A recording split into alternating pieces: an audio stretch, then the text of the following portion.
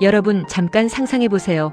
지금으로부터 약 17년 전 한국에서 가장 잘 나가던 엔터테인먼트 회사의 대표가 한 소년을 직접 불렀습니다. 그 대표는 다름 아닌 당시 K-팝의 황제로 불리던 이수만 씨였고 그가 소년에게 한 말은 이것이었습니다. 지금 내가 샤인이라는 그룹을 만들고 있는데 너같이 해볼래? 그런데 그 소년은 거절했습니다. 그것도 2번씩이나요. 도대체 누가 SM의 제안을, 그것도 이수만 씨가 직접 건넨 제안을 거절할 수 있었을까요? 그 소년은 오늘의 주인공, 바로 미스터 트롯 3의 우승자 김용빈입니다. 그런데 여기서 더 놀라운 건 이게 단순히 나는 트로트가 좋아서 거절했어요 왜 이야기가 아니라는 겁니다. 그 거절 뒤에는 우리가 전혀 몰랐던 충격적인 인생의 진실이 숨어 있었습니다. 7년간의 은둔, 공황장애, 그리고 할머니와의 약속. 오늘 이 영상을 끝까지 보시면 여러분은 김용빈이라는 가수를 완전히 다른 시각으로 보게 되실 겁니다. 먼저 시간을 거슬러 가보겠습니다. 1992년 9월 18일 대구 수성구에서 한 아이가 태어났습니다. 이름은 김용빈. 그런데 이 아이의 삶은 태어난 지 불과 3살 때부터 남달랐습니다. 부모님이 이혼을 하면서 어린 용빈이는 할머니, 할아버지 손에서 자라게 됩니다. 보통 이런 상황이면 힘들고 어두운 어린 시절을 보낼 법도 한데 용빈이의 할머니는 달랐습니다. 할머니는 동네 미용실을 운영하셨는데 그 미용실에는 항상 트로트가 흘렀습니다. 아침부터 저녁까지 손님들이 오가는 내내 흘러나오는 트로트 음악. 어린 용빈이는 그 음악을 들으면서 자랐고 어느 순간 노래를 따라 부르기 시작했습니다. 그런데 이 아이 그냥 노래를 잘하는 수준이 아니었습니다. 7살, 그러니까 1999년에 동네 백화점에서 노래 대회가 열렸습니다. 당연히 어른들도 많이 참가했겠죠. 그런데 그 대회에서 1등을 한 게 바로 7살짜리 용빈이었습니다. 방송국에서도 소문을 듣고 연락이 오기 시작했고 그때부터 용빈이는 각종 방송에 얼굴을 내밀기 시작합니다. 시청자 여러분, 혹시 트로트 신동이라는 말 들어보셨나요?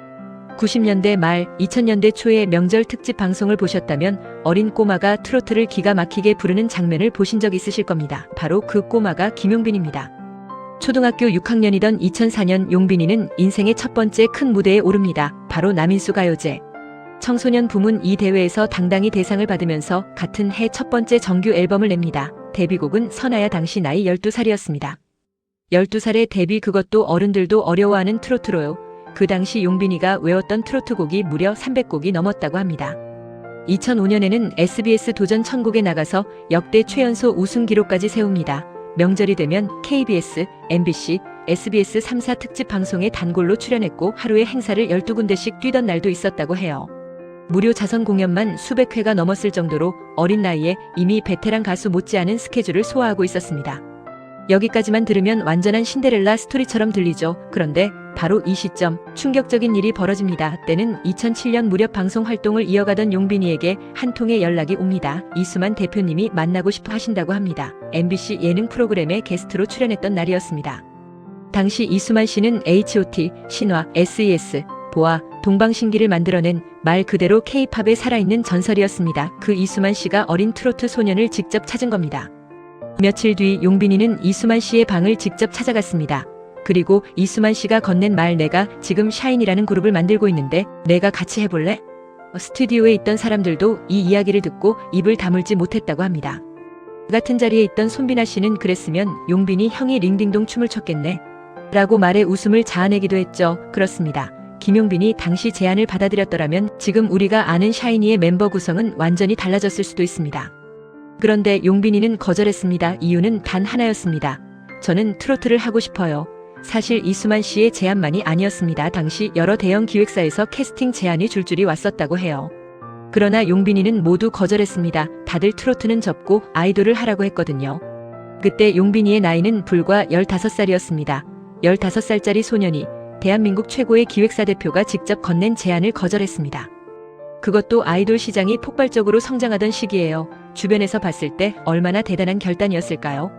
하지만 그 결단 이후 용빈이의 앞날은 생각보다 훨씬 험난했습니다. 중학교를 졸업하고 용빈이는 일본으로 건너갑니다. 일본 가요 시장에 도전해보기 위해서였습니다. 언어도 낯설고 음식도 낯설고 아는 사람 하나 없는 타지에서 혼자 살아가야 했습니다.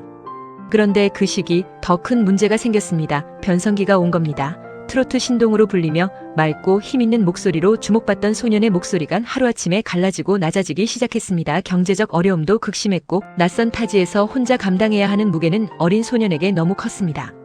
결국 용빈이는 공황장애를 얻게 됩니다. 공황장애 갑작스러운 심한 공포나 불안과 함께 심장이 두근거리고 숨이 막히고 온몸이 마비되는 것 같은 증상이 반복되는 병입니다. 가수가 무대에 오르지 못한다는 것, 그것은 단순히 직업을 잃는 게 아니라 자신의 전부를 잃는 일이었습니다. 결국 용빈이는 귀국을 하게 됩니다. 그리고 이후 무려 7년이라는 시간 동안 무대에 서지 못했습니다. 7년 동안 아무것도 못하고 집에만 있었어요. 최근 KBS 신상 출시 편스토랑에서 용빈이가 직접 한 말입니다.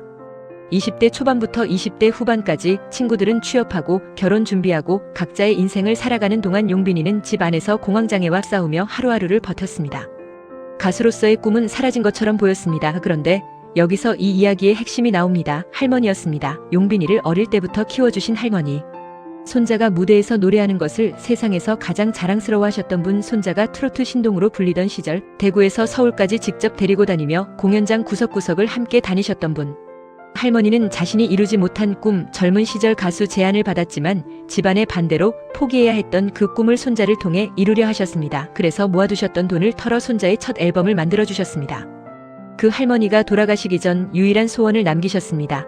용빈아, 다시 한번 무대에 서라. 할머니의 그 말이 용빈이를 다시 일으켰습니다. 2020년 용빈이는 공황장애 약을 먹으면서도 KBS 트롯 전국체전에 나가 최종 5위를 기록하며 7년 만에 무대로 돌아왔습니다. 처음에는 무대에 대한 두려움으로 출연 제안을 한번 거절하기도 했습니다. 두 번째 연락을 받았을 때 용빈 씨를 기다리는 팬분들에게 다시 멋지게 복귀하는 모습 보이고 싶지 않냐는 말에 결심을 했다고 합니다. 그리고 2024년 할머니의 소원을 가슴에 품고 미스터 트롯3에 도전합니다. 예심에서 애인을 부르며 마스터들의 시선을 한 번에 사로잡은 김용빈. 경연이 거듭될수록 마스터들의 인정과 찬사가 쏟아졌고 대국민 응원투표에서 8주 연속 전체 1위라는 전무후무한 기록을 세웠습니다. 그리고 2025년 3월 미스터 트롯3의 최종 우승자 진에 오르게 됩니다. 결승에서 부른 곡은 감사였습니다. 그 노래의 제목처럼 이 모든 여정이 감사한 이야기였습니다. 지금 김용빈의 이야기는 여전히 진행 중입니다. 2026년 4월 기준 트로트 가수 브랜드 평판 2위.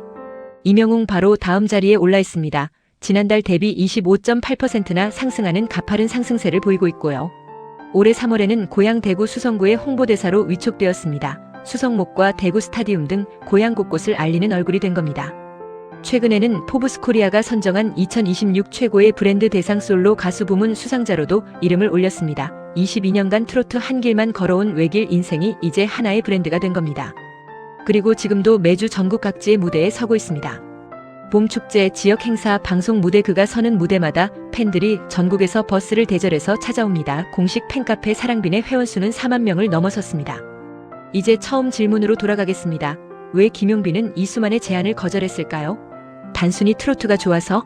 물론 그것도 맞습니다. 하지만 더 깊은 이유가 있습니다. 용빈이가 트로트를 처음 배운 건 할머니의 미용실이었습니다. 할머니가 틀어놓은 트로트가 흐르는 그 공간에서 노래를 시작했고 할머니가 만들어준 첫 앨범으로 데뷔했고 할머니의 마지막 소원으로 무대에 다시 섰습니다. 트로트는 단순한 장르가 아니라 용빈이에게 할머니와 연결된 살 그 자체였던 겁니다. 그래서 아이돌이 될 수 없었습니다. 어떤 대형 기획사의 제안도 그 연결을 끊을 수는 없었습니다. 전문가들이 김용빈의 노래를 두고 하는 말이 있습니다. 한을 품되 위로로 풀어내는 노래라고요. 22년의 세월 동안 쌓인 그 한과 위로가 지금 무대 위에서 흘러나오고 있는 겁니다. 시청자 여러분, 혹시 김용빈의 애인이나 금수저를 아직 못 들어보셨다면 오늘 꼭 한번 들어보세요. 그리고 이 영상에서 나눈 이야기를 떠올리면서 들어보세요. 단순히 노래를 잘하는 가수가 아니라 22년의 인생을 통째로 녹여낸 목소리라는 걸 느끼실 수 있을 겁니다.